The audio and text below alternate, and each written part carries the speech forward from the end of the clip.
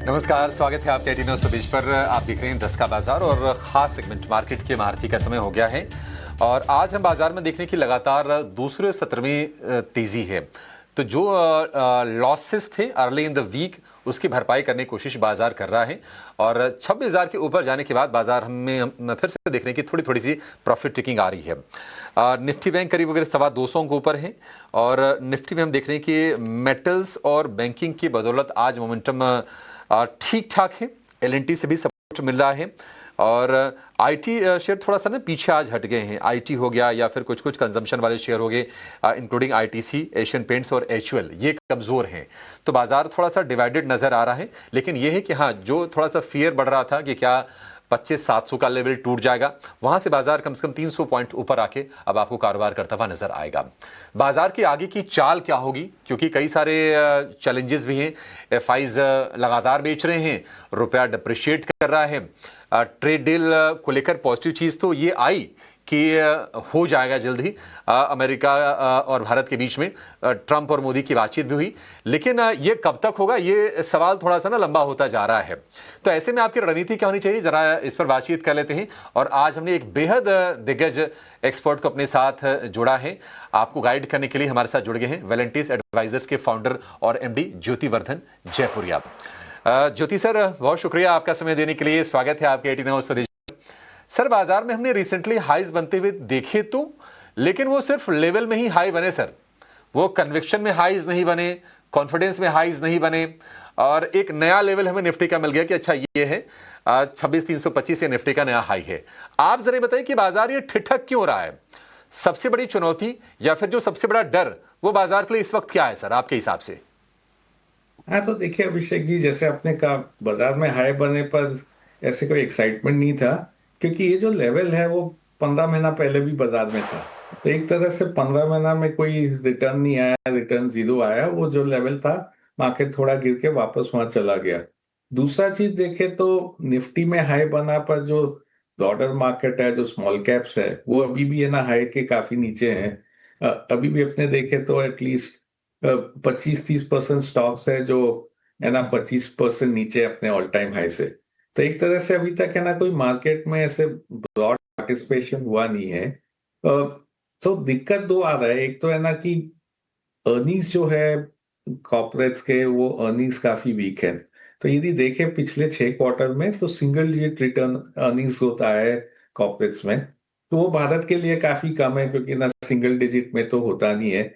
और अपने सोचे तो 20 पी पे मार्केट चल रहा है, तो सिंगल डिजिट अर्निंग्स होता है, 20 पी पे आता है, तो मार्केट ज्यादा रिटर्न नहीं देता है।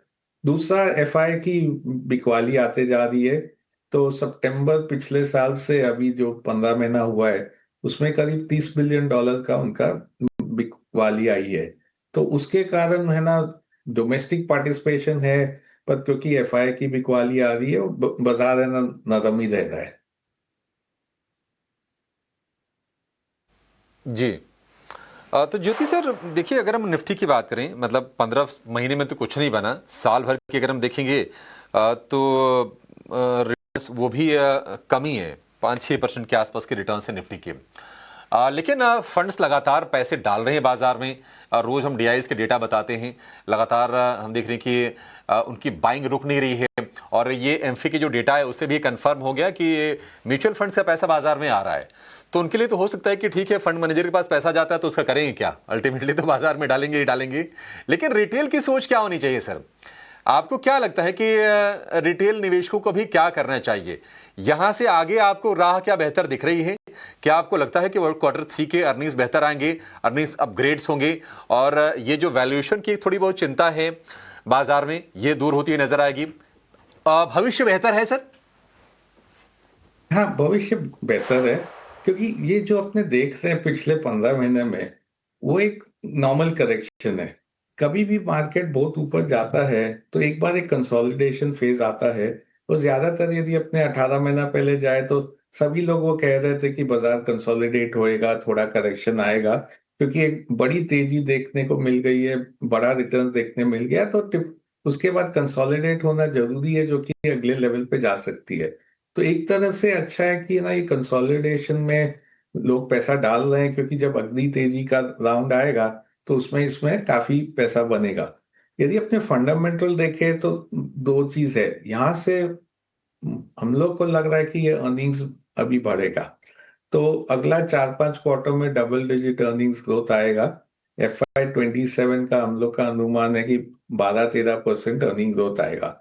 और अर्निंग्स क्यों बढ़ेगा, एक तो ना ये GST कट हो गया, इनकम टैक्स कट हो गया, ब्याज कम हो गया है, तो इसके कारण कंजम्पशन स्पेंड बढ़ जाएगा।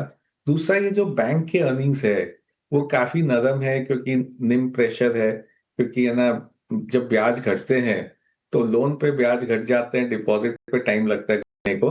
तो वो अब समय आ गया जब डिपॉजिट पे भी है ना ब्याज घटना चालू हो जाएगा, तो निम वापस से एक तरह से नॉर्मलाइज हो जाएगा। तो बैंक अर्निंग जो काफी मंदे रहे हैं, जहाँ पे ना पिछले 6 महीने में नेगेटिव अर्निंग ग्रोथ था, वो भी है ना पॉजिटिव होके अगले साल तक बैंक अर्निंग्स भी 10 से 15% ग्रोथ आना चालू हो जाएगा। तो अर्निंग्स की रिकवरी आएगी। वो अर्निंग्स रिकवरी आने के कारण फंडामेंटली बैंक बाजार में ना सपोर्ट मिल जाएगा। तो अगले साल थोड़ा बेहतर बाजार रहेगा एंड निवेशकों लोग को है ना पैसा बनेगा नेक्स्ट ईयर। ठीक है, पैसा बनेगा, अर्निंग रिकवरी की भी उम्मीद है। तो सर लगे हाथ ये भी बता दीजिए कि ये कितने पैसे बनाने की उम्मीद करके चलें, कितना वाजिब होगा, अच्छा मानना चाहिए अगर हम 2026 की बात करें। और दूसरी चीज़ ये, अर्निंग रिकवरी के साथ हम कैपेक्स रिकवरी भी देख रहे हैं, तो क्या जो इंफ्रा कंस्ट्रक्शन कैपिटल वाला जो खेमा है, आपको लगता है कि वहां पर भी लोग पैसे बना पाएंगे?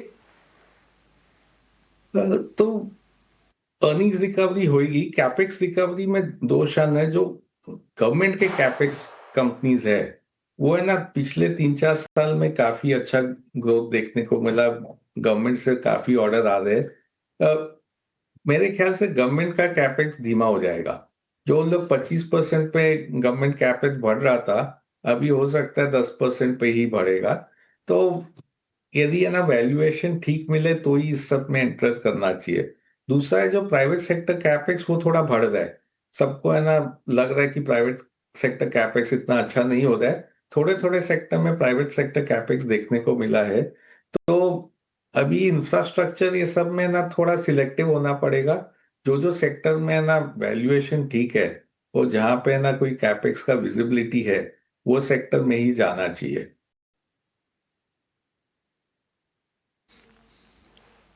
जी, एक और चीज़ आपसे समझना चाहेंगे ज्योति सर। स्मॉल कैप्स में थोड़ा सा पेन दिखा है, और उसी के चलते हम देख रहे हैं कि जो लोग ये शिकायत कर रहे हैं कि बाजार ठीक है, हाई बना दे अलग बात है, लेकिन हमारे पैसे बन नहीं रहे मार्केट में। अभी भी हम देख रहे हैं कि करेक्शन के बाद भी जो वैल्यूएशन से स्मॉल कैप्स में थोड़े प्रीमियम पर है।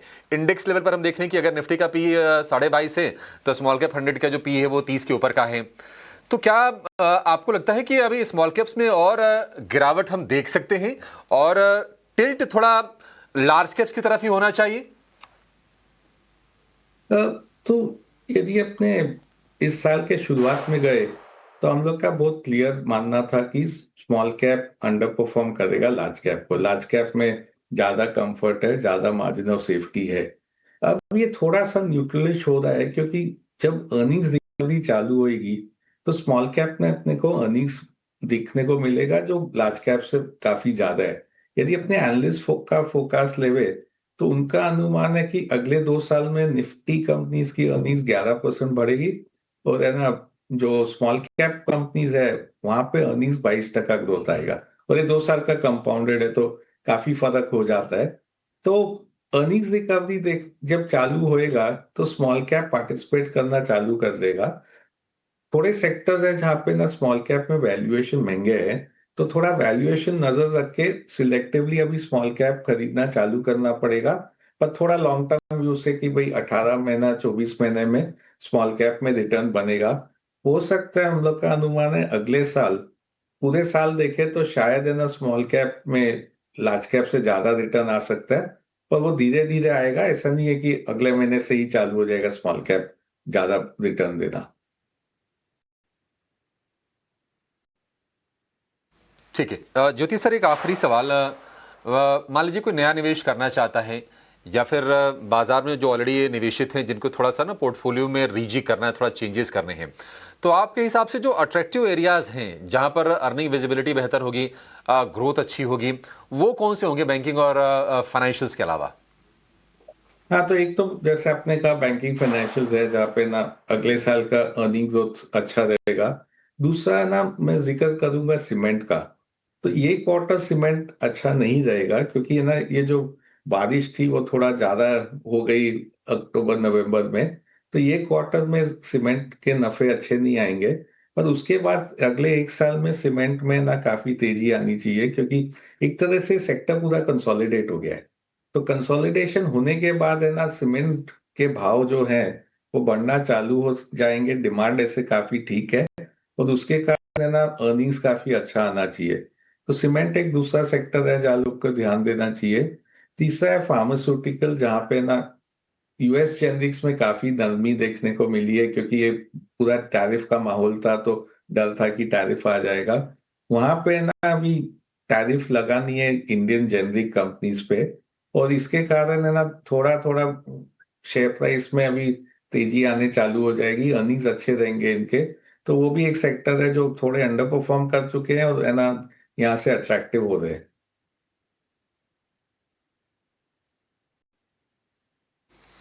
ठीक है ज्योति सर, बहुत शुक्रिया सर, विस्तार से आपने सारी की सारी जानकारी दी, हमारा भी मार्गदर्शन किया और निश्चित तौर पर हमारे जो दर्शक हैं जो आपको देख रहे हैं उनको भी काफ़ी गाइडेंस मिला होगा अपने निवेश को प्लान करने को लेकर। Thank you so much sir, फिर से आपसे जल्दी मुलाकात होगी और अगली बार मुलाकात होगी मेरा मानना है कि नए साल से पहले भी एक बार आपसे हम अपॉइंटमेंट ज़रूर लेंगे और तब आपको हैप्पी न्यू ईयर भी बोलेंगे। फिलहाल बहुत शुक्रिया आपका समय देने के लिए। चलिए, इस शो को यहाँ पर समाप्त करने का समय हो गया है। निफ्टी की बात करें, डे लो पर आके निफ्टी आपको कारोबार करते हुआ दिखाई देगा 25,950 के आसपास। जो गेंस थे करीब करीब 125 अंकों के, वो गेंस रह गए हैं 60 अंकों के। गेंस हो गए हैं आधे, ना सिर्फ निफ्टी में बल्कि निफ्टी बैंक में भी। 59,500 के ऊपर था निफ्टी बैंक, 59,350 के भी नीचे है। तो ऊपरी स्वरों से थोड़ी थोड़ी सी प्रॉफिट टेकिंग आ रही है। क्या ये फ्राइडे का असर है, लोग अपनी पोजीशन लेके नहीं जाना चाहते? क्या ये रुपये के वीकनेस का असर है? ये इंटरडे में और हम आगे इस पर हम चर्चा करेंगे, अपने एक्सपर्ट से व्यू ही लेंगे। फिलहाल इस शो में इतना ही। ब्रेक के बाद मिड कैप स्मॉल कैप पर और विस्तार से हम करेंगे चर्चा अपने खास शो मिड कैप मसाला में। आपके जाएगा नहीं। नमस्कार।